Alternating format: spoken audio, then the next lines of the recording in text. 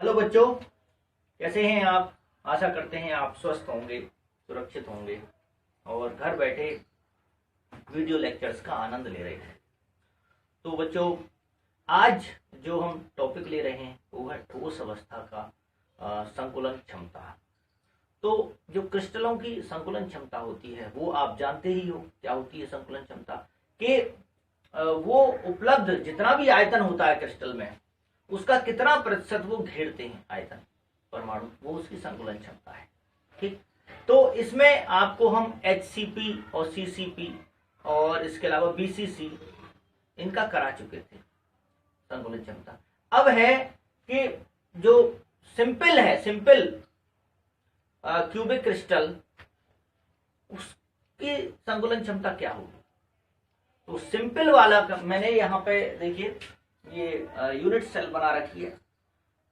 जो सरल घनीय एकक कोष्ठिका होती है, सिंपल क्यूबिक यूनिट सेल, उसमें केवल कॉर्नर्स पे ही रहते हैं, कोने पे ही परमाणु रहते हैं। और परमाणु का आकार आप जानते हो क्या होता है। परमाणु का आकार size of atom is spherical, गोल होता है। ठीक, तो यहां पर ये गोल है, ये देखिए ये है। तो इन दोनों, जब ये दोनों एक दूसरे से जितने भी कोने पर होते हैं परमाणु, वो एक दूसरे को टच करते हैं सिंपल क्यूबिक यूनिट सेल में। तो जब ये दोनों टच करेंगे तो जब इनके केंद्र से, यहां केंद्र से, और जब इसको पूरा करेंगे, दोनों के केंद्रों को मिलाएंगे, इसका केंद्र और इसका केंद्र दोनों को मिलाएंगे तो एज बन जाती है, किनारा बन जाता है। ऐसे ही इसका यहां भी कोई होगा परमाणु, वो हमने यहां दिखाया नहीं है, यहां दिखाया है। देखिए ये इधर, ये इधर, केंद्र से यहां तक। तो ये जो वैल्यू है ये R है, ये भी R है, यानी रेडियस यहां से लेके यहां तक, रेडियस यहां से लेके, तो ये क्या हो गई 2R हो गई। यानी A बराबर क्या हो गया हमारा, A बराबर हो गया 2R। जो एज लेंथ है बच्चों, ठीक, यानी किनारे की लंबाई है वो 2R, यानी रेडियस के त्रिज्या के दुगने के बराबर है। अब देखिए संकुलन क्षमता है क्या कि SCC सिंपल क्यूबिक क्रिस्टल, ठीक, यहां पर SCC भी लिख सकते हैं हम, सिंपल क्यूबिक क्रिस्टल या सिंपल क्यूबिक क्लोज पैकिंग की संकुलन क्षमता, ये से बोलते हैं पैकिंग एफिशिएंसी, बराबर होती है बच्चों, कितना हो गया इसमें परमाणु कितना होता है सिंपल या प्राइमेटिव में। आप जानते हो सिंपल या प्राइमेटिव, जिसमें केवल कोनों पे ही होते हैं और उसमें फेस में या बॉडी के सेंटर में नहीं होते, तो उसमें परमाणु की संख्या आपको पता है कितनी होती है। एक कोने से 1/8 आता है, तो 8 कोनों से कितना आया, कितना होता है, 8 कोने होते हैं, एक कोने से 1/8, तो कितना आता है 1, तो एक परमाणु होता है। तो यहां लिख देंगे एक परमाणु द्वारा घेरा गया आयतन या स्थान, या एक परमाणु का आयतन, ये भी कह सकते हो आप, एक परमाणु का आयतन। ठीक, एक परमाणु का आयतन किसमें, इसमें यूनिट सेल में, इसमें यूनिट सेल में डिवाइडेड बाई, और इसको आप पूरा यहां भी कर सकते हो कि यूनिट सेल क्या बोलते हैं, एकक कोष्ठिका में एक परमाणु का आयतन, एक परमाणु का आयतन बटे घनीय, यानी घन की बात कर रहे हैं क्यूब, तो इसका आयतन, तो घनीय एकक कोष्ठिका इसे बोलते हैं क्यूबिक यूनिट सेल, यानी यूनिट सेल का आयतन। समझ में आ गया बच्चों?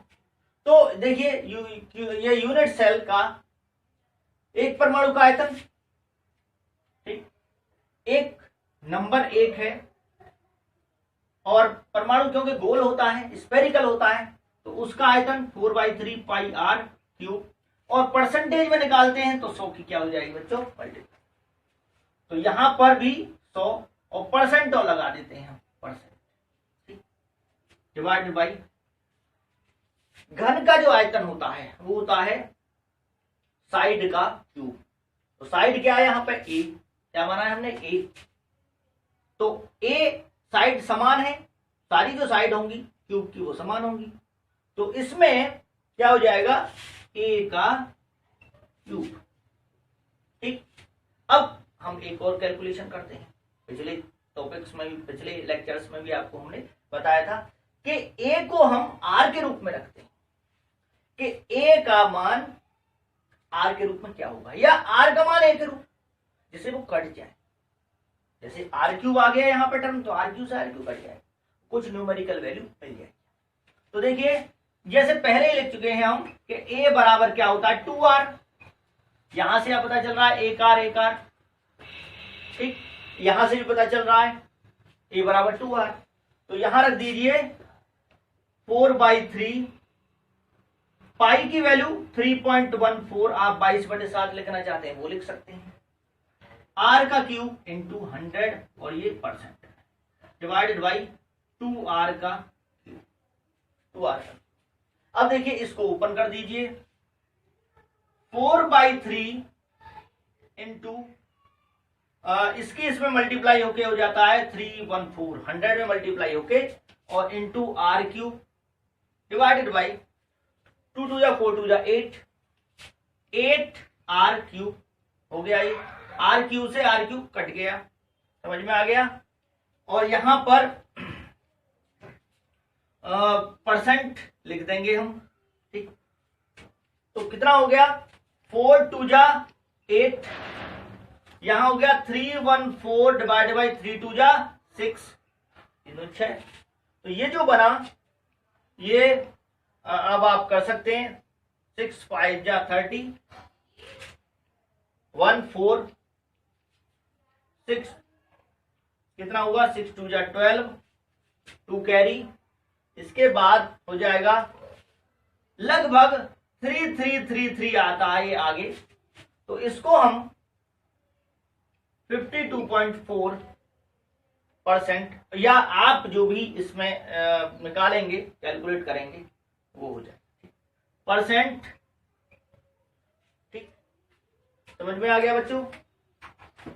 तो ये हम 52.4% का मतलब क्या हुआ कि जो पूरी यूनिट सेल है सिंपल वाली, उसमें से 52.4, जैसे 100 सेंटीमीटर क्यूब है, 100 सेंटीमीटर क्यूब में से 52.4 सेंटीमीटर क्यूब परमाणुओं ने घेर रखा है, बाकी खाली है।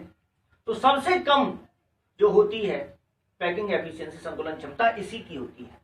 सबसे ज्यादा किसकी होती है, HCP या CCP की होती है। उसमें 4 परमाणु होते हैं प्रति यूनिट सेल में, जिसमें ज्यादा परमाणु होंगे वो ज्यादा जगह घेरेंगे, ठीक। बच्चों वीडियो कैसा लगा, ठीक है, शेयर करना, लाइक करना, धन्यवाद।